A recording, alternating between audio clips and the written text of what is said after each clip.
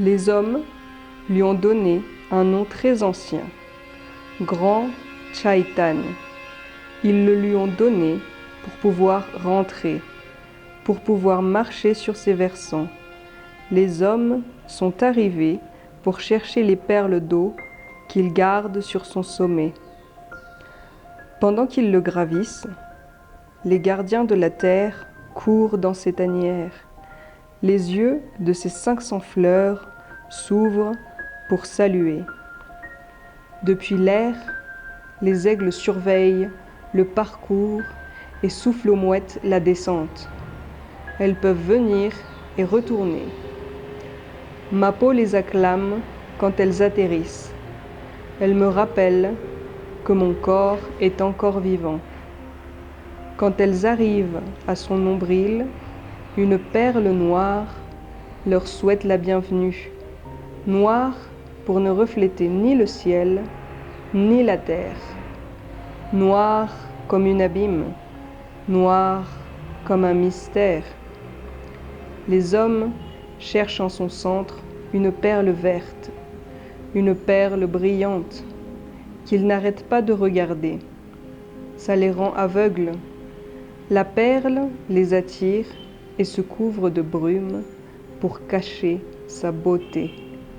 C'est le grand Chaitanya, c'est le volcan Asufral, et il cherche être ce qu'il fut quand les loups des Andes marchaient sur sa peau. Vole, soulève-toi et vole. Depuis le nord lointain, mes oreilles écoutent les oiseaux qui saluent en passant. Leur chant s'arrête au col du Taoso, qui est orné d'un collier de 11 lagunes qui reflètent le ciel. Sa peau se remplit d'eau qui alimente les ours, les tapirs et les loups colorés. Quand ils marchent, ils me font des chatouilles au ventre avec leurs pieds.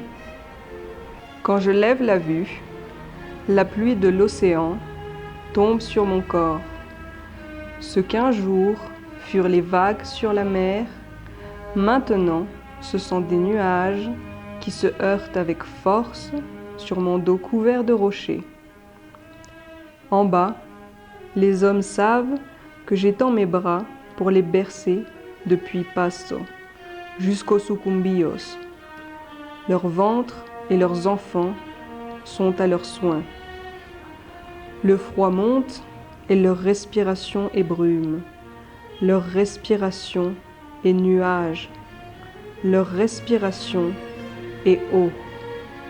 Un souffle de leur être crée la vie. Un souffle et leur voix alimentent un continent. Sur les flancs, les hommes les appellent moutons.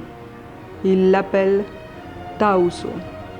Ils l'appellent avec amour et respect.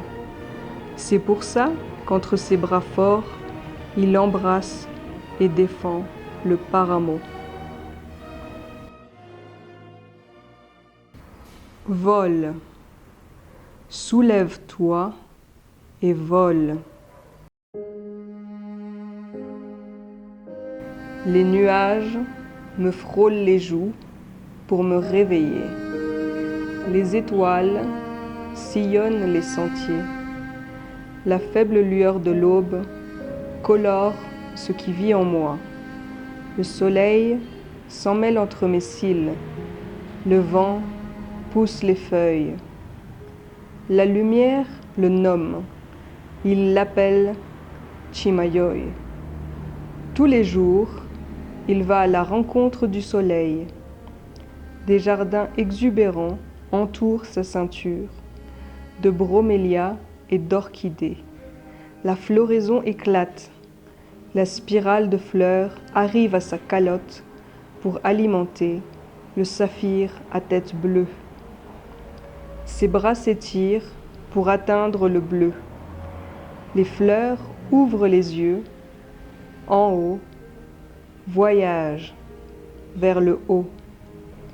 Il se couvre de feuilles d'anthurium. Il se couvre avec des pots de mousse. Il se couvre avec des arbres et des feuilles pour notre réunion. Les sons de la cime apportent le message de mon amour. Le crépuscule vient de loin pour me saluer. Je l'observe pendant qu'il se couche sur ses versants.